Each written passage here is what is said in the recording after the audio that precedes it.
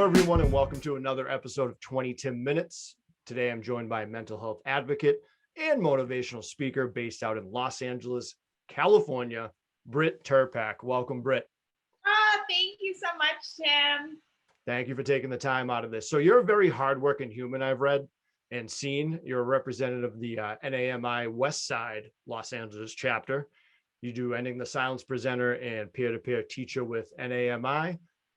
Can you go over your representation of the NAMI and what you do for them? Yeah, for sure. So NAMI is the nation's largest grassroots mental health organization. It's been around for over 40 years, so a very, very long time. And it's kind of set up like our government system. So there's NAMI National based out of Virginia, and then there's NAMI at the state level and local affiliates. So I'm affiliated with the West Side Los Angeles chapter. And there's over 600 affiliates across the country. And we're a small team of, 6, 7, 8, if you're counting interns and whatnot. But we're doing a lot of work in mental health education, awareness, and providing resources and support. It's an incredible organization, and just one of my missions is to make NAMI a household name, because the irony is I actually didn't find out about it until about 2.5 years ago, when I started getting involved as one of the Ending the Silence presenters, which goes into local schools to help destigmatize this conversation around mental health. But yeah, we're doing really incredible work. I'm really proud to be affiliated with such an amazing organization.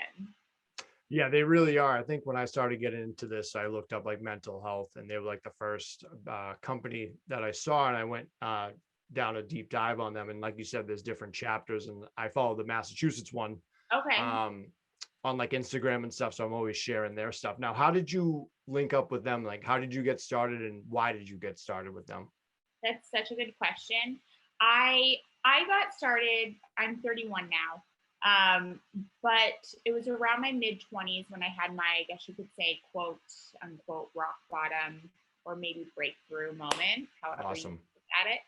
And prior to that, I was living with mental health conditions, but I was unaware of it and didn't have the education as to know what was going on. And that's, I think, the thing that's so challenging about mental health conditions, is that it's not like when you break your arm, what do? You go get a cast, and then that cast is your symbol to the world and your communities that you're hurt, but you're also healing. With mental health conditions, you can be like 5'8", blonde, look however on the outside, and everyone's like, "Oh, you're fine." Like, yep. Fine. And so that's what happened to me. And I didn't have this like one monumental moment. It was like a series of moments that looked like laziness on the outside, but was really me living with anxiety and depression to a point where it was debilitating me from going through my day, fulfilling adult responsibilities, and then cut to I'm 25 and I'm homeless, living out of my car and couch surfing and barely having money in my checking account to buy gas or food. It was just one of those, like, how did I get here? But to the long-winded answer, no, keep going. I started this project because I have an incredible mom. I have wonderful female role models in my life. And I started this blog and this podcast with a mission of redefining our female role models in society. So I ended up interviewing in like a year and a half, it was very ambitious, over 50 women on success, purpose, leadership, meaning, yada, yada, yada. And what I realized is that they all had this underlying self-acceptance and self-worth. Ironically enough, I didn't have that at the time, so I feel like it was like my life school moment, I guess you could say. And what I did was I was like, I need to translate this to people. So I dug into my conversations and saw overlapping practices and accumulated a list of five practices that all of these women were essentially doing. And I equated that with self-worth, and then realized I need to teach this to people. And, they say we teach that what we need the most, which is so true. Yeah. And so I started calling schools in the LA area. I was like, I need to come speak to your students, not just girls and young women. Like, it applied to everybody, in my opinion. For sure. And it was so funny because having these schools, I don't know why they let me in. Like, I didn't even have a PowerPoint. It's like, I don't even have a well thought out presentation. But who was this lady? Yes, I'm very charismatic, and I know this, but I also am just very passionate and can get a crowd going. So that's what I did. And then in the midst of that, NAMI Westside found me, and they were like, these are positive coping strategies in the mental health space. Would you come do mental health education with us? And I was like, sure, I guess, like, this is very much in alignment. And it's one of those things, I've been doing that for the last few years now, where you just see how your purpose, I believe, has always been downloaded within you since the day you're born, but it's kind of the journey and discovery process of figuring out what that is. And it just all makes sense now. That's awesome. It's so good to see you translate that in such a low place and to what you're doing now. You must reflect on that all the time, like you are now. I do. It's so wild because the closest people in my life know that. And then kids that I go in to give these presentations to know this. Like, I've given now probably over 150 presentations with NAMI. Wow. But it's not something I talk about that frequently. And so a comment I receive a lot, because I have in this journey, what I've learned is my mental health is my number one priority. So I'm very ruthless when it comes to me prioritizing that. I like that. And I feel good so much of the time because it's all interconnected. Like, my sleep, I don't drink. Occasionally I'll have a glass of wine, but I'm saying for the most part, I don't. I eat really well. I exercise, I meditate, I do all of the things, but it's because I feel so good. And people are like, you're always good. You're always happy. And I genuinely really am, because when I wake up, I really remember those times when I just felt so lost or so displaced and really hopeless. And just being at the place where I am now, where yes, there's so much to be done and so much work, but I'm so appreciative. I have a bed. I have a roof over my head. I look at the beach from my couch. I live in sun. I come back to the state of appreciation. And so, yeah, it does translate because it gives you a lens of appreciation and compassion that I personally don't think I would have had I not had certain experiences. Yeah, rub it in with the nice weather and the beach. That was nice. I'm looking at the ocean now. Oh, wow. That'd be a good thing to wake up to every day. Now, I had a tough time being proud of myself. And I feel like you just touched on that a little bit. Do you feel awkward sometimes being like, I am proud of myself and saying that and sharing that? No. That's awesome, because you are ruthlessly about it. No, yeah, I don't. And it's because I take it so seriously and I put so much work into it and I'm proud of it.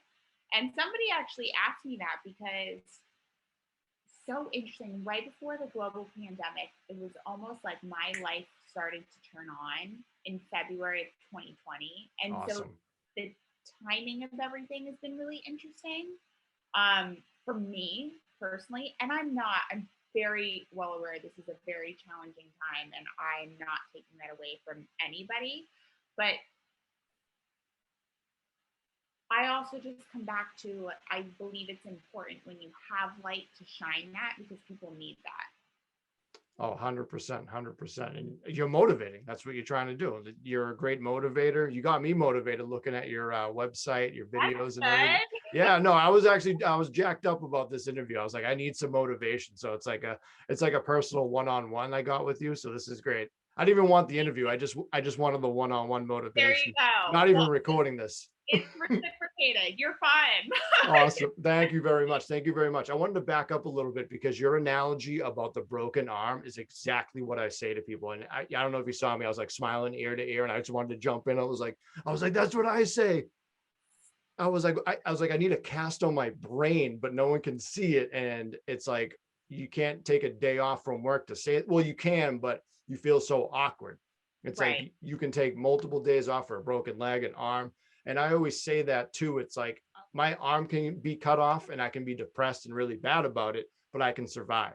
If Right. my brain is off and dead, that's it. That's game over. So your brain is more important than an arm, which sounds weird to say, but But I exactly. also think it's just, with certain physical conditions, and I'm not saying all of them, there's typically a way or a few ways to fix the problem. The brain is so complex, and it's even like if you're dealing with 5 people who live with anxiety and depression, for example, there's so many things that feed into that in terms of like circumstances and trauma and this and that, where Yep. it's going to manifest and look different on everybody. And with that being said, the recovery process is also different for everyone. It's not like there's a one size fits all answer. 100%. And so for me, the acceptance of me needing help was really my first step in my recovery journey.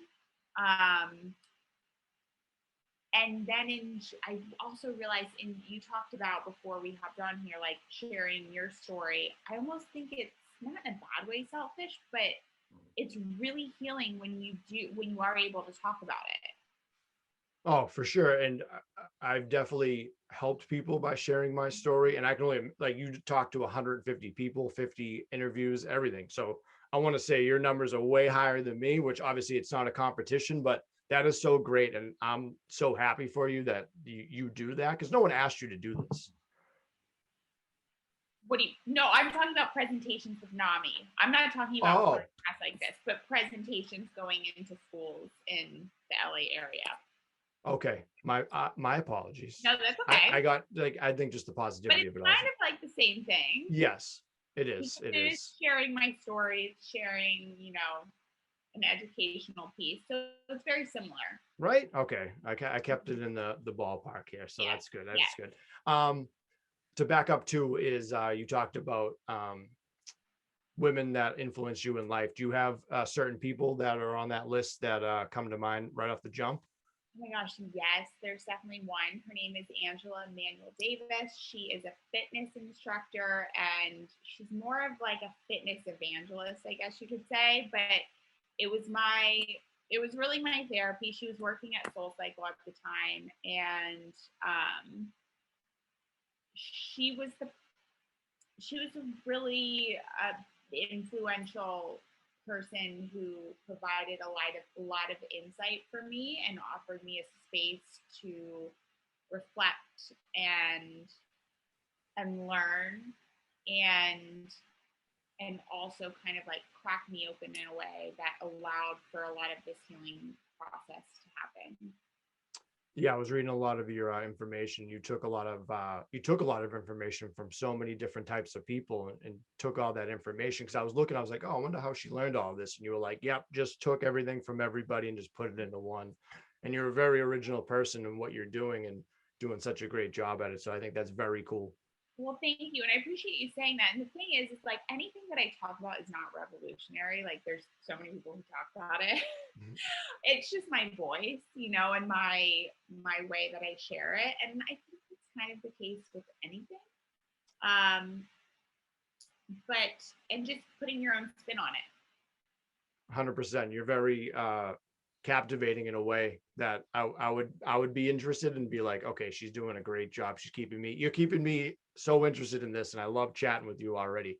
Great. This is great information.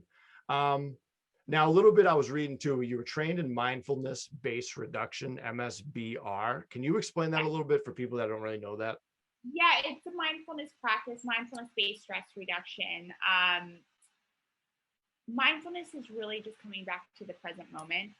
Kind of this idea of bringing your mind, body, heart all back into the same space. And it's not necessarily about eliminating thoughts and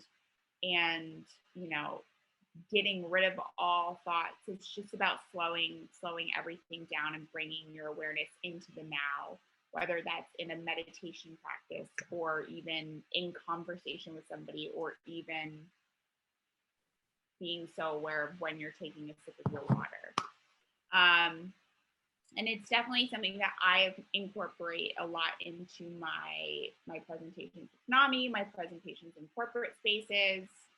It's been a big part of my healing journey and recovery. So how do you help somebody do that? Because personally, like, I have a tough time living in the moment, and I'm always worried about the future, and I regret some of the past I've done, but it's like everything in my head, and that's something I would definitely like need to do, try to do. through an active practice, I have a very active meditation practice. And I encourage people, it can be daunting and overwhelming, this idea of like sitting down in stillness with mantra or candle or guided meditation for like 20 minutes. It's like, oh my God, Yeah. But I would say start with a minute, like get into the habit of the consistency of doing it every single day, maybe at the same time, hand on heart, hand on stomach, and breathing for 60 seconds. And then once you do that, maybe sitting down and trying 5 minutes, and just the practice of that, and knowing showing up every single day is going to look different. And again, it's not about eliminating all thoughts. It's just about, if it's up here, maybe bringing it down to here, and just being an acknowledgement of where you're at today. Hi, Marta. My cleaning lady's here. Oh, nice. Hello, Marta. Hi, Marta. She's shaking her head at me. I've seen her on your Instagram story. She's one of my. Come here. You have to come here. Yeah, come in here, Martha. Hi. Do you mind if she makes an appearance? No, not at all. Come here. No, it's a podcast. Yeah, get over here. Okay. Maybe she'll. It's all right. Maybe she'll join us. Guest appearance. Yes. I like how you said 20 minutes with meditation. Yes. 20 minutes. Yeah. Perfect.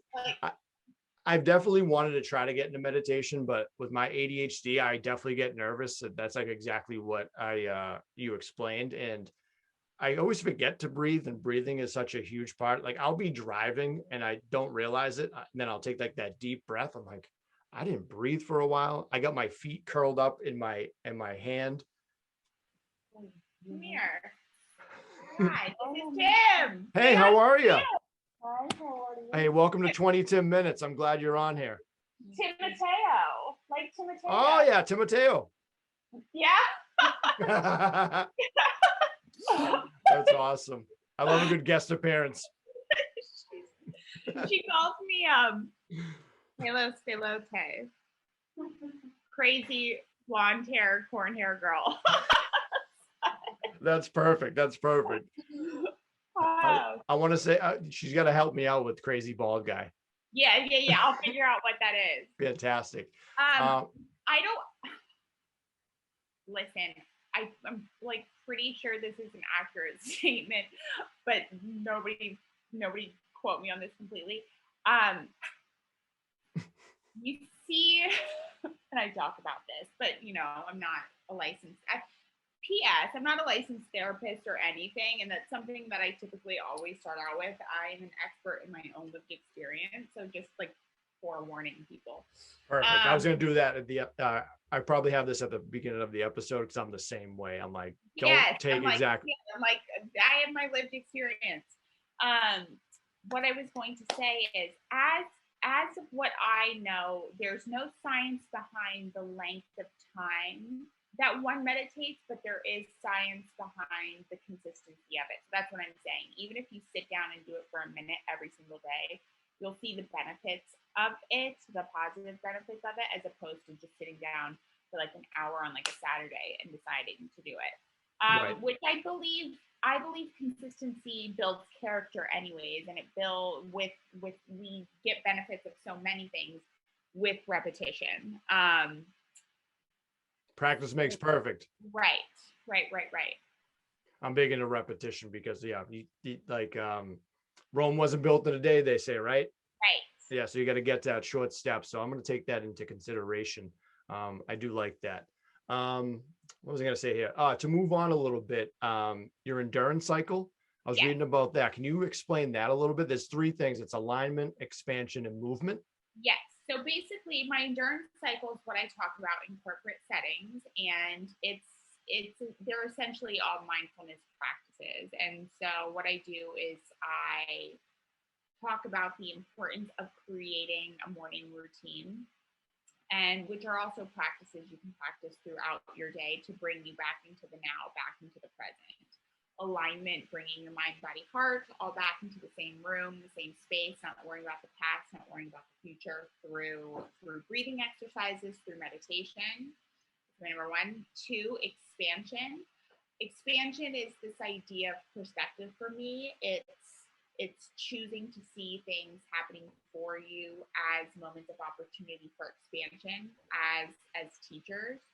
So not this idea of feeling good all the time, because that's not realistic, but seeing good and bad as a learning opportunity, and seeing how opportunities can expand you, and doing that through a pause. So like pausing, moment of reflection, seeing how something is teaching you, expanding you, making you a better version of yourself, and choosing to see things from that frame of mind. And then third is movement, and it can be physical exercise, which I so believe in. I mean, a fitness instructor was my place of healing and my mentor, so that's been very influential in a positive way in my life. But also, you know, if you don't have the opportunity to exercise for 30 minutes, even putting in earphones and dancing to a song, moving your body, like when your body's stagnant, moving it out of the space that it's in also moves your mind, body, and heart. And so I'm just a big advocate of dance, walking, yoga, anything to get you out of spaces that you're in. Yeah, body motion stays in motion. I'm huge into staying active, because if you're gonna sit on the couch all day, you're gonna be a stick in the mud, and it's so hard to get you motivated especially when you're trying to motivate yourself. That's like one of the hardest things to do. So I'm a big proponent in that as well. I do love to dance. Me and my wife love weddings, and we just love cutting a rug. And now that, like, you know what I mean? I love it. And it stinks with the whole the COVID thing going on, because like there's no places to like dance, because you got to be 6 feet in your living room. Oh no, we do we jam out. Did it this morning. Now the endurance cycle, is that something you put together with everything that you learned? That's awesome. I like your little thing. Yeah, those are 3 of the initial 5 things that I found from that project. That's awesome. I know what I was going to ask too, and this is something that has always intrigued me to figure out, especially with motivational speakers. Have you tried to motivate somebody and it didn't work? And if so, how does that make you feel, and how do you get out of that? Or are you just flawless in the motivation game? You just have to remember you're not responsible for anybody. Yeah. Like, you show up, you do what you're called to do, and then whether or not somebody takes action on that, like, you're not going to make everybody happy. Yes. In this case, you're not going to motivate everyone. And just letting go. For sure. Does that make you feel like any certain way if you know that you don't motivate somebody? Because that would bum me out. I try to, like, when I try to motivate somebody in my amateur ways, I'm like, ugh. No, because I mean, I haven't always had this answer. So I used to be like super people pleaser. Same. I'm the same way. But it's been a journey and something I'm constantly working on. But no. I would be the opposite, because I try to please everybody and I get so defeated. But then again, I'm at to the point, I'm trying not to care what other people think. And that was like one of the biggest lies I've ever told myself. I was like, yeah, I don't care what anyone thinks. And in my head, I'm like, I care what everyone is saying about me in their head right now. I've been in that place. It is awful. But now that I'm 35, I'm like, yeah, forget it. Who cares? I get too much to do. So wild. I turned 31 in November, and I was like, I've never felt better. I've never felt younger. Yeah, I know, right? The 30s are sweet. Marta. So here's a funny story. So Marta is trying to set me up. I'm single. Marta is trying to set me up with two of her clients. One who is a friend of mine who lives upstairs, and then the other one is this guy who I don't know, but she sees him on Wednesdays. And so she was telling him about me, and she told him I was 21, which I was flattered. I was flattered. You can pass for 21. You think I'm 21? Okay. But also he was like, no, I'm not interested in dating a 21-year-old. Oh, wow. Swing and a miss, Marta. Yeah, but I couldn't be mad when she told me that. I was like, all right. Marta, matchmaker, house cleaner, and matchmaker. I love that. She's the best. And yeah, you're big into yoga too, and that was one of the first things I got into physically. Like I was a little bit overweight, and I could tell that I was I felt like a human bagel bite. I just felt melted and gross. I was just like, ugh. So I love yoga too because I'm a short guy. So when I stretch, I'm like, I feel like I'm an inch taller now. Like I feel great. It's good. You got to take care of your back. You got to take care of your body, your joints, everything. And in your YouTube videos, you're doing the crisscross applesauce, and you just look so proper, and your posture is like perfect. My posture is in the middle. But how long have you been doing yoga, and how, like, do you practice that for other people? You suggest that? I do. I teach it as well occasionally. Awesome. Yes, I see it as a moving meditation. For me, it's not 100%. so much the physical; it's more of the mental space that it puts me in. Yeah, you can take this. Yeah. I'm getting her on the podcast next. I'm telling you, she will boost any ratings that you have. Like, 100%. On my Insta story, just I've never received so much feedback in my life. I'm gonna start a Marta's fan page. Please do. I want to be the chairman. Keep her head at me. She loves it. Sorry, you were asking me a serious question. Oh no! If you listen to any of my episodes, if any of your fans listen to my podcast, I don't take anything serious. So this is perfect. Like obviously, I take mental health serious, but I do it in a way that I need to joke about it because I'm not a professional, and I think professionals are good, and you should seek a professional. Right. But I'm just some random dude that's like, yeah, I got depression. Like, come on for the ride. Oh my gosh, I need to put you in contact with. I have somebody I'm going to put you in contact with. Excited. Yeah. Don't tell me who it is. Just tell them to randomly call me. Suicide prevention speaker, but also a comedian. So funny. He's kind of a mentor. He is a mentor figure of mine. Not kind of. He is in the speaking space. Yeah. Tell him to call me at like weird hours of the day. I'll answer. Yeah, I will. I feel like you two would get along well. I'm always looking for new people to chat with. And I know backing up, you helped so many women. And I feel like it's like an 80-20 split of women being more open about mental health than men. I have like a tough time finding other men that open up about mental health. And I feel like it is a stigma with men as well, where it's like you got to keep that tough guy image or like man up, all that stuff. Also, I feel like that's more so. You're in Boston, aren't you? Yep. I feel like that's even more so an East Coast thing. Yes, people from Boston. New York, yes. New York, Boston, that whole. Yeah, people out here are very aggressive. They don't let their guard down. Anything that you see. What? Yeah. If you've seen any like Boston movie, like on that, it's accurate in a way. Usually the actors' accents aren't that good. I try to bring back my accent because I feel like I sound so stupid when I compare it to other people. Wait, let's hear it.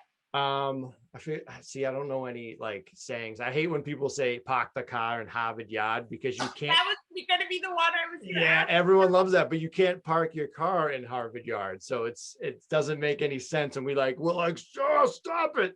Shut up. People love like it's funny because people come to Boston. It's a great city. It's like one of the oldest cities. They have like the oldest bar. It's definitely come out to Massachusetts. Bring Marta. I'll show you guys around. We'll have a blast. We'll have an absolute blast. Yeah, exactly.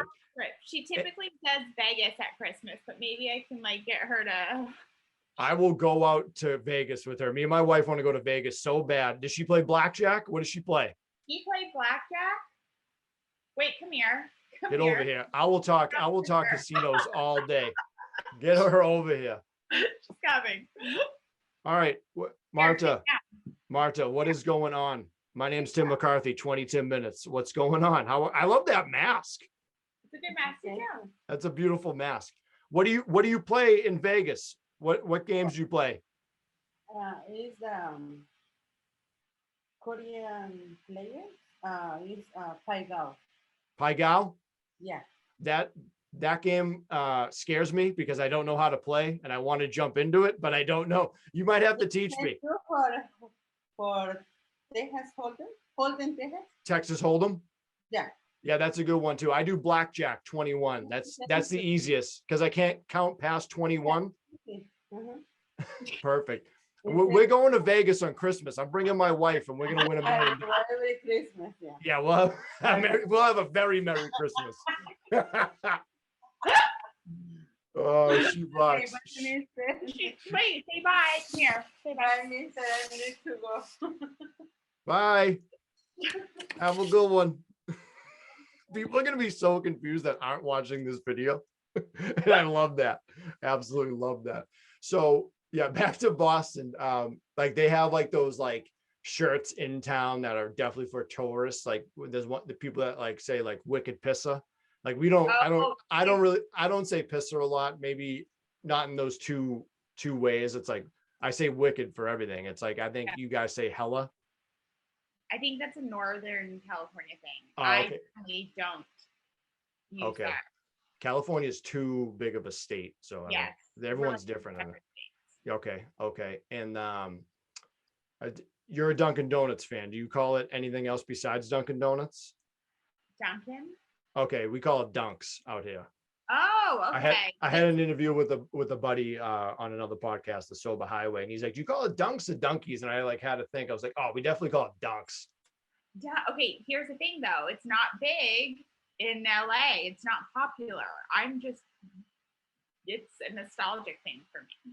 So funny enough, I grew up in a town called Quincy, Massachusetts, where like John Quincy Adams was born, all that stuff.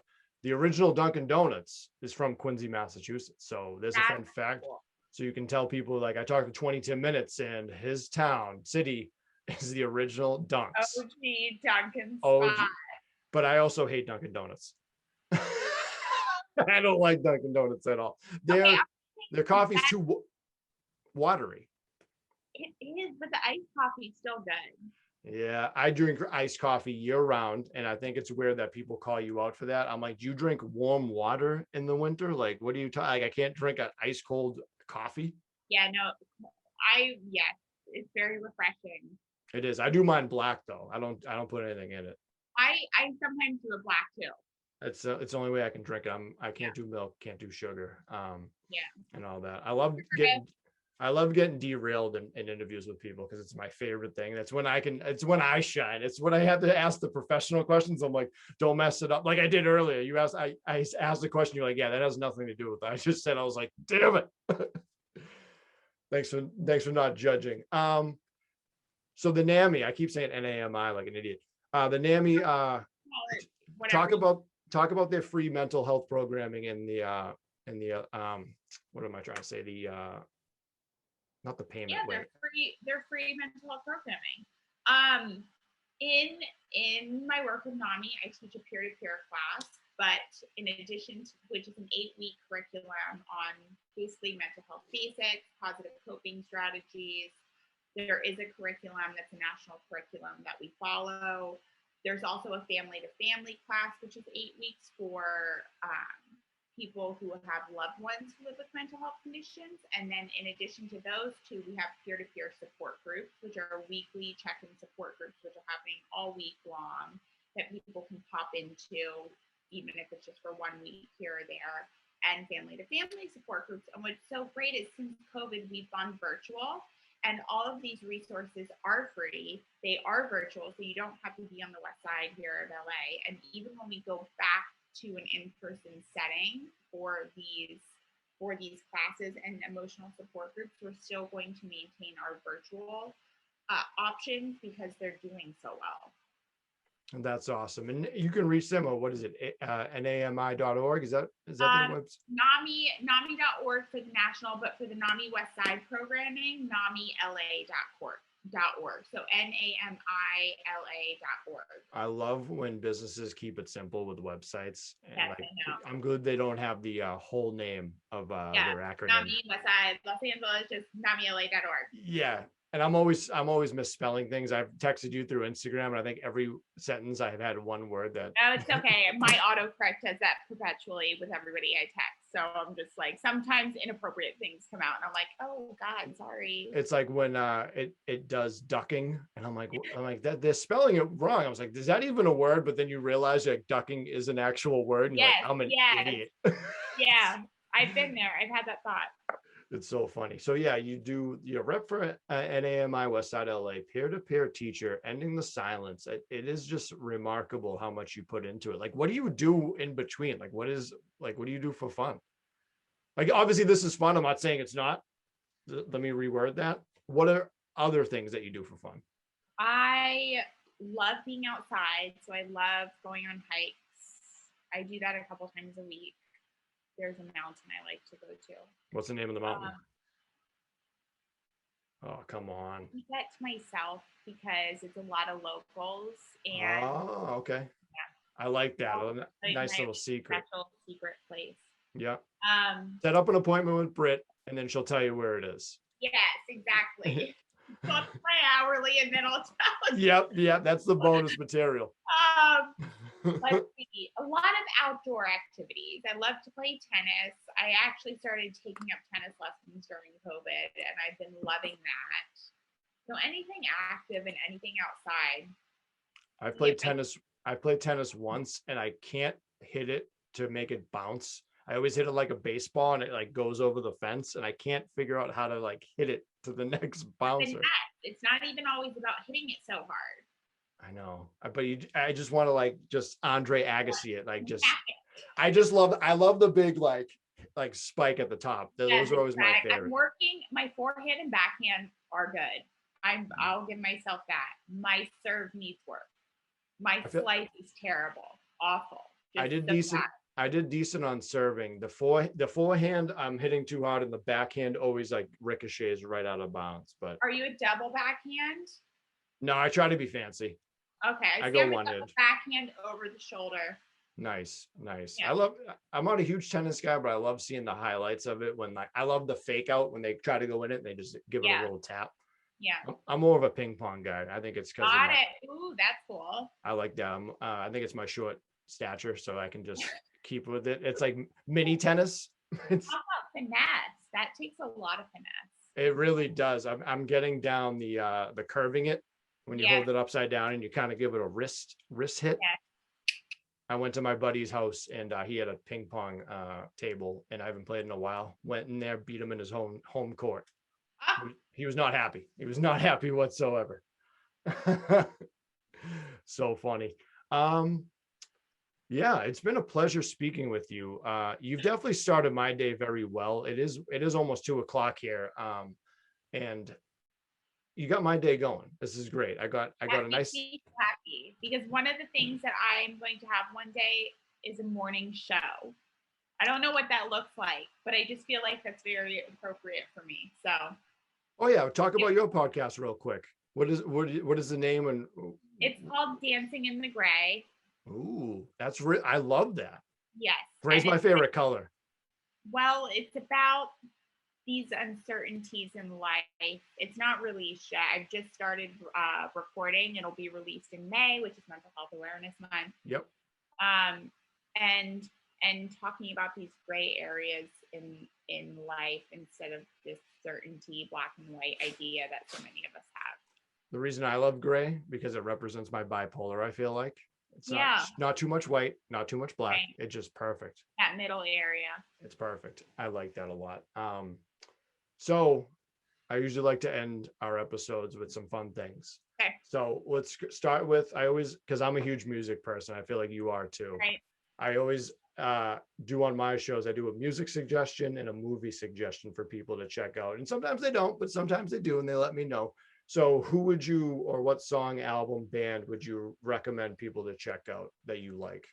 That's such a great question. I'm just going to answer with what I was listening to this morning. Awesome. So I was on a Pharrell Happy Kick yesterday. Yep. And then I think the album is Girl. Is that what the album is? I think so. I like Pharrell a lot, but I'm not good with names of albums or anything. I'm not either. But Gust of Wind on that album is so good. Such a good beat in the morning. Like, it's what I was moving and grooving to it all morning long prior to seeing you. I'm definitely going to use that for right after this because I need to finish up cleaning. It's not, just gives you a little pep in your step. It makes you walk with a little swag. Do you know what I mean? You're moving your shoulders a little bit. Yeah. Yeah. High stepping. Yes. And you like kind of embody that Pharrell feeling because he's just so cool. So you're like, oh yeah, what? Huh? Check out the song by Pharrell called Lemon. That's one of the jams me and my wife like. Yeah, so that's it. And there's one with there's a remix I think with Drake and Rihanna. Okay. That's a great one too. Now, what would be your go-to movie suggestion? If you have a favorite movie or do you just have a suggestion, you can do both if you want. So I'm a big fan of Goldie Hawn. She's my favorite. And House Sitter is probably my favorite movie. It's an oldie, but so good. But if we want to talk about something right now, it's a TV show. It's called, well, actually two. Schitt's Creek was my favorite. My wife loves that show. I'm rewatching it just because I've enjoyed it so much. But I'm also watching on Netflix Call My Agent, which is a French comedy, subtitles. If you don't mind that, fantastic. I think my wife might watch that too. I always make fun of her when she plays Schitt's Creek because we have opposite schedules and I'll be sleeping and then I'll hear that theme song and I'm always like, I always just do that turn. I drive her nuts. Yeah. I don't watch it. I don't really watch much TV anymore. I always watch like the stuff I've already seen because it takes it off for me to get stuff new. But every time I sit with her, it's hysterical. It's so fun. That is great. And I feel like blondes stick together with Goldie Hawn because my mom is a huge Goldie Hawn fan. It really is. That she is up there for you guys. And then also I asked you to think of three things that you're grateful for, but kind of out of the box because I feel like we're grateful for life, family, everything in between. So do you have like three out of the box or ridiculous things that you're grateful for? And then I'm going to judge you hard on it. Okay.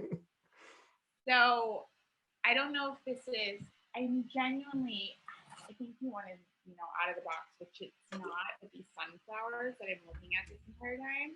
My mom is obsessed with sunflowers, straight up. So she doesn't have I got to link you up with my mom. So, so Goldie Hawn fan club with sunflowers. That's like that'll be you guys' rap name. Sunflowers and Hawn.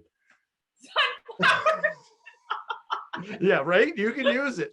So funny enough, my mom's never had a tattoo. So we went up to get a tattoo from our friend and she wanted a sunflower and she wore like a sunflower dress too. It's like wearing the band t-shirt of the one you're seeing. I'm like, you can't do that. So she got one on her back. And what I didn't tell her was I was going to get the same one. So she got it in color and I got a matching one in black and white on my ankles. So it's that is so fun. Goldie Hawn and sunflowers. I'm like, am I talking to my mom right now? Yes, I mean, it happens. Also grateful for these nails. I never get long nails, and it's a recent addition as of 2 weeks ago. And my alter ego, I don't really know. I'm still discovering her, but it really feels like she's coming out. So grateful for that. What color are those? Are those like a dark blue? Oh, they're straight up black. Oh, yes. What is Marta? Does Marta have nice nails? For Marta. Say again. I'm grateful for Marta. Oh, you did three great ones. All right. You nailed it. She's busy. What is she doing over there? She's hitting my chair. I don't know. she's had enough with it. She's like, forget this thing. I what? Yes, I know. She's yelling at me. I love a good nail on somebody because I love colors and I love women's fashion. Like me and my wife go get like pedicures together and I'm always like, love that. Oh, pedicure. Like if you don't get pedicures, male or female, start getting them. They're great. They are great. And the gross foot is just not appealing on anybody. It is not. Like they're baby smooth now. I like my feet feel just great walking barefoot, but then you got to keep doing it. So yeah, I get it. I totally get it.